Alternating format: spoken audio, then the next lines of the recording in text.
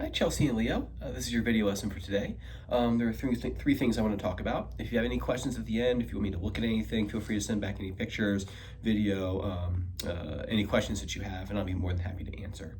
Like I said, I'll go down the list and then we'll go from there. So number one is I want to go over to review what we talked about last time. Some things you can do off of the guitar, setting everything up first, the positioning and getting his hands all ready to go. First thing is dinosaur chomps, making sure that we use our left hand to do dinosaur chomps.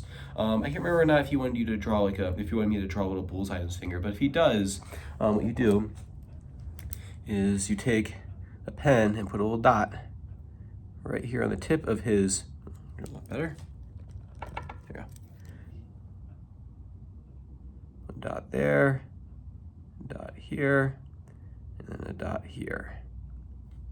So you can see I have 3 dots on the tip of my finger. Don't worry about the pinky yet. That's a whole separate issue that we'll that we deal with after when he gets to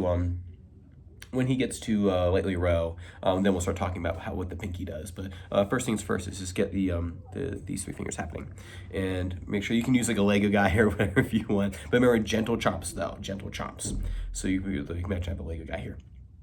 And come through and do chomp and make sure you get right on his bullseye. If he doesn't want you to draw a dot on his finger, that's okay. Just use an imagination dot. As long as he understands that he's got to come down on the tip of his finger right here.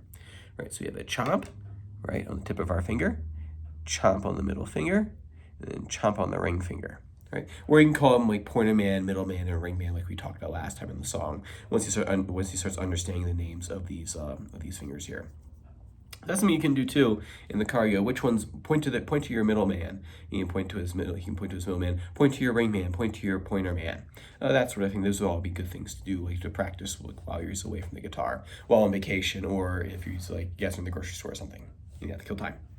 So practice those. Make sure that there's circles, that we don't want them to flatten out like this, and a gentle chomp. You don't want to have him doing too much pressure off the back, because then we have to undo that. So gentle chomp. Gentle chomp, and then gentle chomp, making sure that we have a nice, I didn't have a circle finger there for a second. We have a nice circle finger, right? Like right there, you can see, chomp, chomp, and they're all good circles right there. Then also I want to review the Thumbkin song, Where is Thumbkin, Where is Thumbkin? Here I am, and doing all the different fingers. The ring man's the trickiest one, so you probably want to have him do that the most. But he actually did pretty good with it. Have him do it behind his back, and then see if you can bring out that ring man and wiggle that ring man right there. And then other thing I want you guys to work on is left and right. Some of the things that we don't really think about, but if I say to him, put your left hand in the air, he's got to know what that means. Otherwise, he's just guessing, or he doesn't know what I'm even talking about. So what I like to do is, let's see here.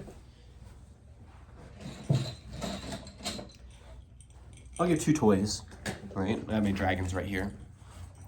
I would even encourage you to have like a guitar toy basket, just so that way when it's time to do your guitar games or guitar practice, you can just run over and grab like a little basket that has a bunch of good, cool things in it. I'll give you some other strategies for games that you can play in a second, but so you have right here, right? And so I have 2 dragons, right? And one's my left dragon, one's my right dragon. And the way I would set this up is I would get like a game out maybe.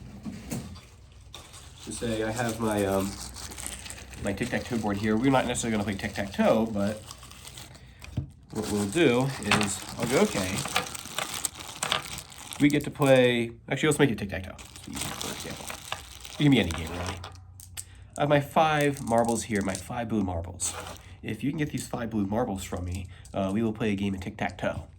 So what that means is here, and you go, first you'll tell them, this is the left dragon, and then this is the right dragon, from my perspective. Make sure that you do it from his perspective, because obviously he'll get confused. All right, so I'll imagine that like you're Leo and you're sitting across from each other. So like, all right, this is your left dragon, and then this is your right dragon. You notice how I use my left hand to point to the left dragon and my right hand to point to the right dragon. Now, if he gets and goes, which one's the left dragon? Oh, is this right here? You want him to get used to like using that hand. So, oh, this is my right hand. This is the right dragon. Or this is my left hand, this is the left dragon. And what you'll do is go, okay, put your hands behind your back, left. And he'll hit left. Okay, he gets his blue marble, you put that over in his pile. You have 4 more left to do. All right, point to the left dragon. Oh, try to trick you. I thought I was going to go for the right dragon that time. Do that back and forth, and then do like a bunch like in a row, because sometimes if you do it back and forth, they'll just kind of pick up on what you're doing, and they'll just do like back and forth without really paying attention. But if you try to trick them by going right dragon, right dragon, right dragon, oh, there's no way I'm gonna do another right dragon. Oh, there it is, right there. Cool. He had all 5 marbles. Now it's time to play tic-tac-toe, and that might be a good practice session right there for a 5-year-old, right? And with maybe coupled with like one other thing. So do a quick game like that, and then like a bigger game. You can do like, I like Jenga is another fun one to do. So practice left and right. And then other thing I want you guys to work on is feet together and feet apart. And you'll see where we're going. So basically what we're going to do is we're going to build out this sitting position. The idea is that when he walks on stage, or he goes to perform for family or friends or whatever, to play for his identification, that he does everything the same way every single time. So that way there's no confusion. The more variables you put into the stream of like his flow, the more variables you're gonna get on the results. So if he does it however he wants to every single time, then there'll be chaotic and there'll be no cohesion to like how he does things. So it'll just be kind of like, oh, he just sits down and starts strumming a single string or something. But when you get nervous though, all that, anything could happen. So what I like to do is, let's see how we can see this. I'm gonna get a flat toy. I'm gonna get 2 of them. I'm gonna stand up, and what I'm gonna do, I hope I can see this. I'll try to tilt this to the floor best I can.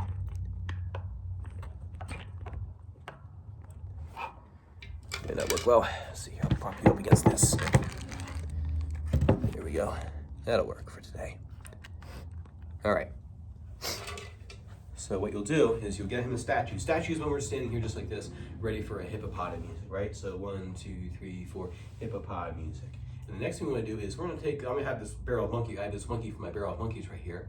I'm gonna put this on my my right foot.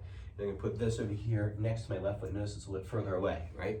And what I'm gonna do, you're gonna say, step on the monkey or go, right? So you can say, when I say go, you're gonna put this foot on this monkey, and this foot's gonna stay still. And it's gonna go bam, just like that right there. And then feet together, and you go quick, go. And that monkey right there. And then one more time, bam, just like that. And we step on that monkey, right? And the idea is that he doesn't have this monkey fall off, right? Because we want that foot to be still. All right, so those are the 3 things I want you to practice.